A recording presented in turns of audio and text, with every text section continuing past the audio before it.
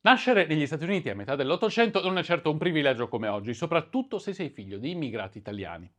Nascere in California significa spesso trovare un lavoro per sbarcare il lunario, tentare di non farsi ammazzare in una sparatoria e vivere in un mondo violento, alla costante ricerca di denaro. Tutti cercano soldi, sono lì per quello e per quello il governo sta combattendo le sue battaglie contro i nativi. Lo scopo è chiaro, l'immigrazione è libera e c'è terra per tutti. In quel mondo nasce Amadeo Peter Giannini nel 1870, figlio di due immigrati liguri in cerca di fortuna, l'italo-americano che fonderà la banca più grande del mondo e che è il paradigma dei padri fondatori dell'America moderna, se non il più grande, uno dei più grandi per essere chiari.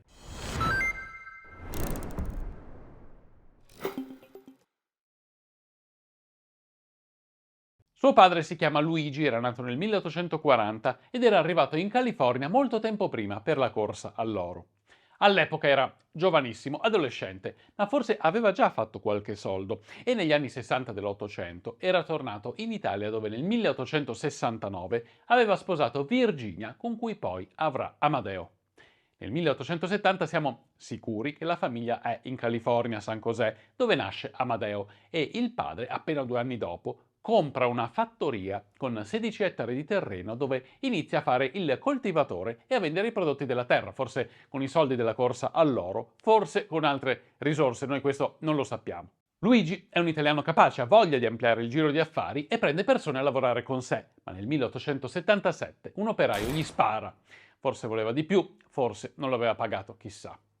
Fatto sta che Amadeo, la madre, il fratello e il feto in grembo di Virginia rimangono senza uomo in famiglia in quella California violenta di metà fine Ottocento che abbiamo descritto prima. Virginia però è una donna caparbia e capace, prende in mano l'azienda del marito e la porta avanti da sola per almeno 3 anni, producendo e vendendo frutta e gestendo i pericolosi operai. Nel 1880 si risposa con Lorenzo Scatena, che diventa quindi il comproprietario della fattoria e gestisce gli affari di famiglia. Prima di continuare con la storia di Amadeo e di quello che definirò il più grande banchiere della storia, mi direte se ho ragione oppure no a fine video, vorrei ricordarvi che potete sostenere il nostro progetto iscrivendovi al canale, che è cosa buona e giusta, ma anche acquistando la nostra magnifica rivista che trovate nello shop qui sotto. A voi costa 10 euro, noi solo stamparla ne costa 8, ma vogliamo distribuirne il più possibile e tentare di realizzare qualcosa di davvero integrato, magari che vada a finire nelle scuole. Lo so, è un sogno, ma a noi piace anche pensare a qualcosa di quasi impossibile. Da me, Valentina, Annalisa, Nicola, Daria e Maristella, grazie a tutti quanti.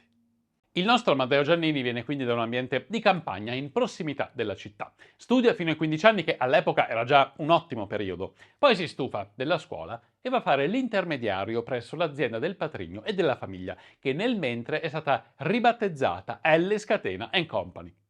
Amadeo, capace e veloce nell'imparare, vende tantissimi prodotti e si fa una posizione importante nella zona di San José, dove dopo pochi anni si sposa con Clorinda Cuneo, che ha 4 anni più di lui, e viene da una ricchissima famiglia di costruttori, naturalmente anche loro di origini italiane. Nel 1901 vende le sue quote dell'azienda ai dipendenti che promettono di ripagarlo con i guadagni futuri e si assicura una bella rendita a vita, ma di stare soltanto a casa a crescere figli non ne vuole sapere. Mister Cuneo, il suocero, è un uomo importante, ha interessi non solo nell'immobiliare ma anche nelle banche e alla Columbus Savings and Loan riesce a infilare Amadeo, tanto che questi diventa uno dei dirigenti. Amadeo però la pensa diversamente dai suoi colleghi. A quell'epoca i prestiti si facevano a persone che erano certamente in grado di restituire il denaro, un po' come Amadeo. C'era una proprietà di famiglia, la volevi espandere e prendevi dei soldi a prestito che la banca aveva garantiti praticamente al 100%. Ma con questo sistema si crea l'immobilismo sociale nel quale i ricchi rimangono ricchi e i poveri rimangono poveri. Amadeo lo sa. Suo padre aveva comprato la fattoria con dei soldi guadagnati con un colpo di fortuna, chissà come, ecco. Si era ammazzato di lavoro per avviare l'attività e dopo di lui sua madre e lui stesso è benestante grazie sì alla capacità ma anche alle circostanze fortuite. Ma c'è di più. Gli italiani che lavorano in America e vogliono spedire i propri soldi a casa pagano una commissione altissima alla banca, il 5-6%, e in più soffrono di un cambio sfavorevole. Alla Columbus fanno grossi guadagni sul lavoro degli immigrati e ad Amadeo questo sembra profondamente ingiusto. Nel 1904 lascia il consiglio di amministrazione del Columbus Savings and Loan e fonda la Bank of Italy, una banca di un italiano pensata per gli italiani. Già il nome ha un potenziale marketing immenso, la banca degli italiani che in quel periodo stanno arrivando a frotte e hanno voglia di fare, lavorare, guadagnare. L'intuizione è geniale, lui stesso è bravissimo a gestirsi. Apre la prima filiale a Jackson Square, dentro il locale di un ex saloon, nel luogo dove vivono gli italiani in città, e che era stato fondato proprio in corrispondenza alla corsa all'oro a cui aveva partecipato il padre. Amadeo raccoglie depositi su depositi, il primo giorno gli portano 8.780 dollari e il primo anno circa 700.000. Oggi sarebbero una cifra immensa, decine e decine di milioni di dollari. Nel 1906 però accade qualcosa di imprevedibile. Il terremoto distrugge San Francisco e i suoi edifici. Amadeo porta in salvo i risparmi della banca dopo il terremoto, ma prima che gli incendi devastino la città. Per trasportare il denaro chiede a un netturbino l'utilizzo di un furgone della spazzatura e fra la spazzatura nasconde le banconote. Altri tempi, altri uomini. Una volta assicurati i fondi dei suoi correntisti, apre un banco in mezzo alle rovine dove raccoglie fondi, concede depositi e convince tutti che San Francisco risorgerà dalle sue ceneri in pochissimo tempo. E così fa. Gli italiani chiedono prestiti per rifarsi la casa, per riaprire il negozio, per riavviare le proprie attività. Lui li guarda e li giudica. Va sulla fiducia e sull'intuito, guarda anche i calli delle mani per capire se siano persone che lavorano o dei lavativi. E il bello è che il più delle volte ha ragione. È l'unico in città che può concedere prestiti. Le altre banche sono tutte bloccate perché i soldi all'interno dei vari cavò sono al sicuro dal calore del fuoco che avviluppa tutta San Francisco, ma inutilizzabili perché bloccati dentro. Amadeo concede prestiti a tutti gli italiani che li chiedono, che ricostruiranno il quartiere di Jackson Square, ma non solo, saranno fra gli unici a costruire a San Francisco per mesi, proprio grazie ai soldi prestati dalla Bank of Italy. Va in giro per la città con un carretto pieno di soldi, pochi per la verità, ma a tutti da un prestito chi chiede 25 dollari, chi 50, chi ne chiede un po' di più, ma a moltissimi da qualcosa. È in giro ottimista, presta soldi in cambio di foglietti firmati, magari solo con una X, ma infonde sicurezza, è un santo patrono di San Francisco che si fa strada fra le macerie e un uomo del genere non può che diventare un eroe. Lui guadagna cifre importanti grazie agli interessi, non lavora come strozzino, ma riesce a rientrare di tutti i capitali spesi e a guadagnare proprio perché è l'unico che ha potuto prestare denaro nel momento del bisogno. Fra l'altro ricompensa lo spazzino che gli aveva portato tutti i milioni di dollari della banca, assumendone il figlio quando questi ha 14 anni. Poi la svolta. Accade tutto nel giro di pochissimo tempo, 3 anni al più. Amadeo lavora a San Francisco e riesce a far ricostruire la città e nel 1909 cambia una legge sulle filiali bancarie che consente alle banche di aprirne dove si preferisce. Giannini apre la prima a San José, dove è nato, e poi continua. Nascono filiali della Bank of Italy come funghi. Nel giro di 6-7 anni sono centinaia, tutte destinate ai prestiti alla gente comune, che vengono ripagati grazie al lavoro e al commercio. Rispetto alle banche ingessate fondate da anglosassoni suoi concorrenti, è avanti anni luce e i bilanci della banca sono eccezionali. Lui non vuole accumulare grandi ricchezze, dice che chiunque voglia avere oltre $500.000 di dollari è un matto. Considerate comunque che si tratta di circa 15-20 milioni di dollari odierni, quindi non proprio spiccioli, però non è una ricchezza senza confini come invece molti altri immigrati tenteranno di raggiungere. Vi ricordiamo Rockefeller, Goldman, Carnegie e così via. Amadeo fa quel che fa con sano spirito imprenditoriale, ha anche una grande etica del lavoro e conosce le difficoltà dei migranti italiani, additati come approfittatori, incapaci, sudici e lavativi dagli altri coloni di origine nord europea. Era un razzismo fra simili violentissimo, oggi non possiamo nemmeno più comprenderlo. Anche grazie alla Bank of Italy San Francisco risorge dalle sue ceneri come un'araba fenice. Torna ad essere il porto più importante del Pacifico e Giannini è l'eroe dietro la ricostruzione.